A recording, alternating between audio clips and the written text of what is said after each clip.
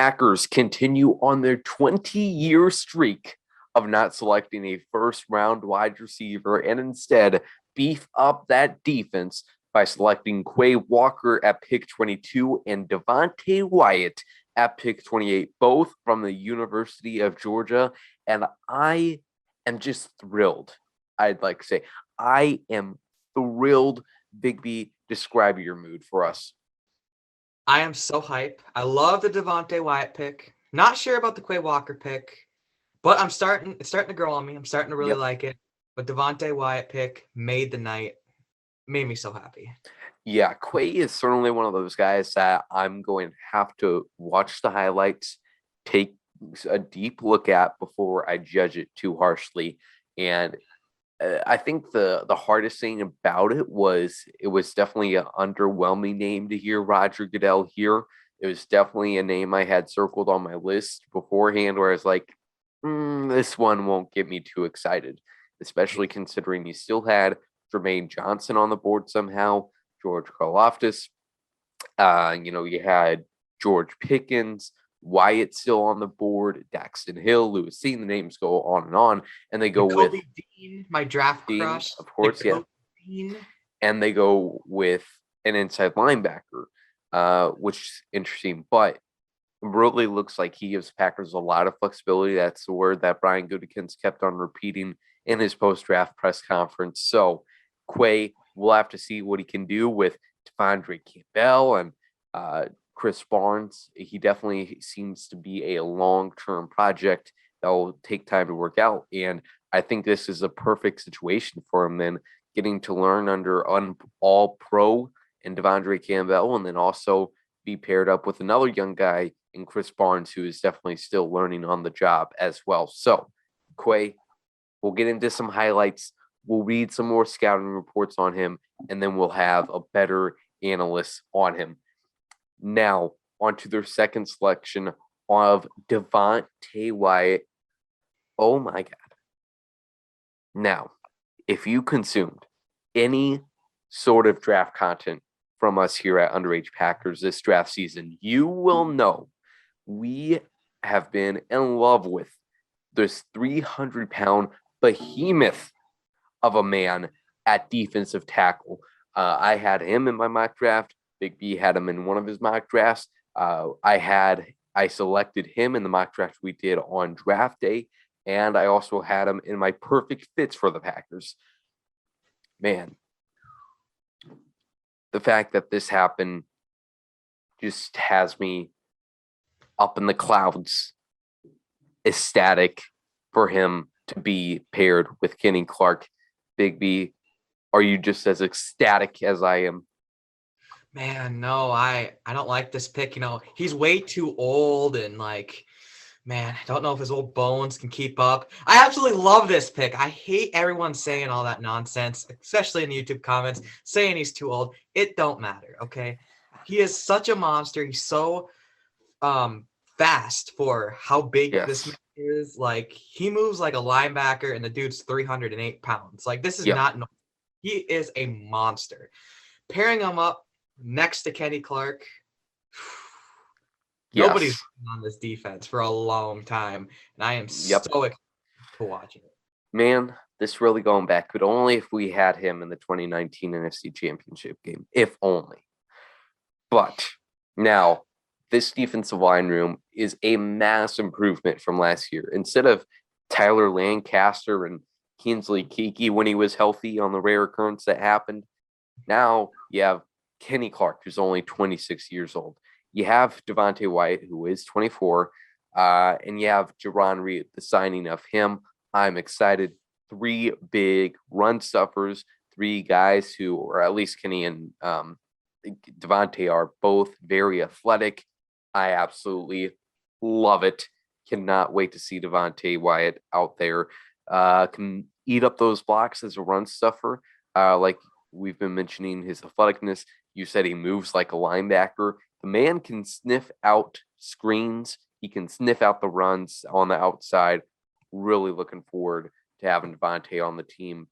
Yeah, and he doesn't have the high sack numbers. I think I mentioned Hmm. this when I did my mock draft. He doesn't have the high sack numbers like a lot of other defensive linemen, but his pressures are crazy. And like we all know, pressures are just as valuable as sacks.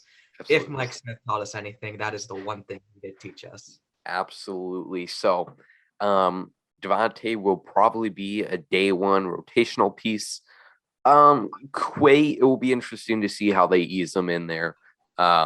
Just because they know they can get by and probably be safer with just rolling Devondre and Chris out there and not having to rely on Quay to not mess up a coverage. But who knows? Maybe he impresses in training camp and goes out there day one and eventually takes over a starting job from Chris Barnes. Will be interesting to see that. Yeah, Quay's definitely going to need some time to develop, Mm-hmm. and it really reminds me of the Rashawn Gary pick because Mm, Rashawn Gary needed time to develop, and we just signed Zadarius and Preston, had yep. him learn it under them. Now we just signed Devondre Campbell to a 5-year deal, and we re-signed Chris Barnes. Then we draft Quay, so it's like Yeah. almost a situation, and I think that is like perfect, Yeah. especially. Gudikins mentioned his, his how much he had to learn. Just the fact that he was only a starter at Georgia for a year and a half. He's young. So, like I said, good situation for Walker to enter. Um, Now, let's talk a little bit about day two and basically what the Packers didn't end up taking on day one. So, obviously, the wide receivers. I'm sure I and many other Packers fans had the same reaction from picks, what was it, 10 to 20, you know, when we saw Drake London be the first wide receiver off the board, which is kind of surprising. Then you saw Garrett Wilson, Jameson Williams, Chris Olave, Traylon Burks, tight ends trading up for him. And there was another one who I'm forgetting about, Jahan Dotson to Washington, which was also kind of a surprise. And at that point, Packers didn't have any wide receivers they viewed as first round prospects, which that term is kind of misunderstood sometimes, uh, first round talent. But, anyways, they didn't have any other wide receivers they viewed as first round talent. So they're not going to reach on one. As Goodkin said in his post draft press conference, they didn't want to select a guy just because he was a wide receiver. They were going to stay true to the draft process.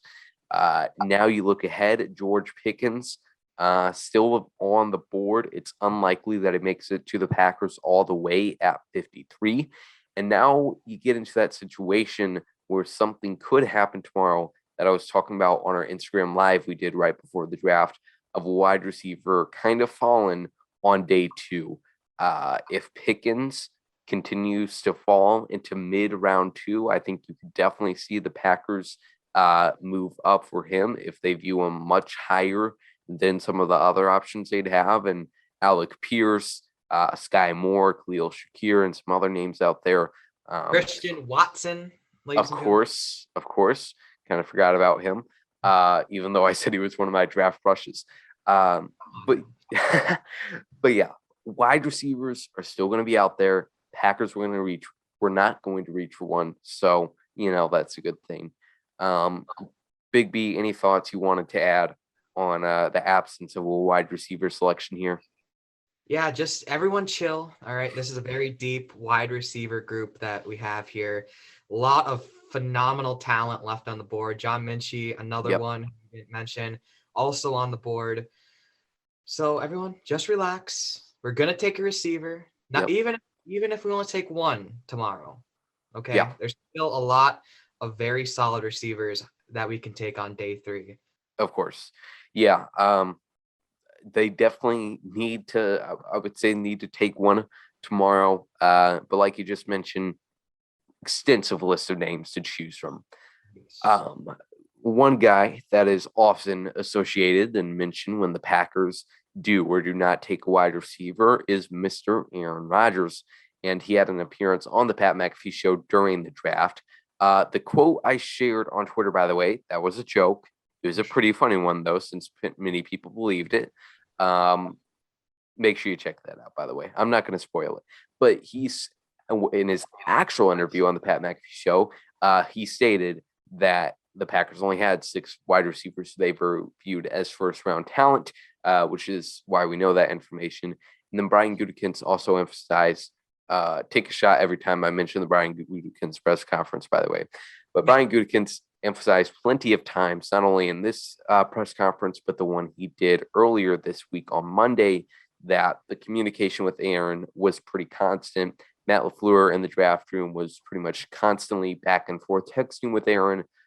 Brian said last week they just had a meeting with Aaron to go over kind of the draft process, the draft board, what that was looking like, and also the future outlook of the team. So compared to last year and compared to 2020, quite a vast difference, night and day, as Mr. Gutekunst called it. So, there's that. They're in communication. That doesn't mean if Aaron is like, you better take a wide receiver, Matt's probably going to put his phone on do not disturb and act like he doesn't see those messages.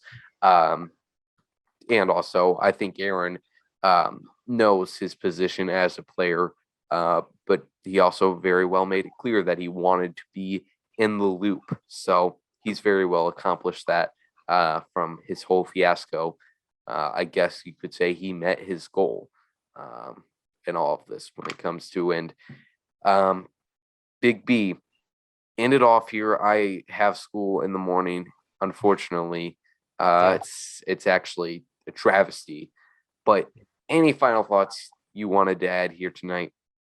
Okay, I'll leave it off on this. Mhm. Having a stream while saying that, but we got 2 athletic freaks. Yep. On the defensive side of the ball who can run people down.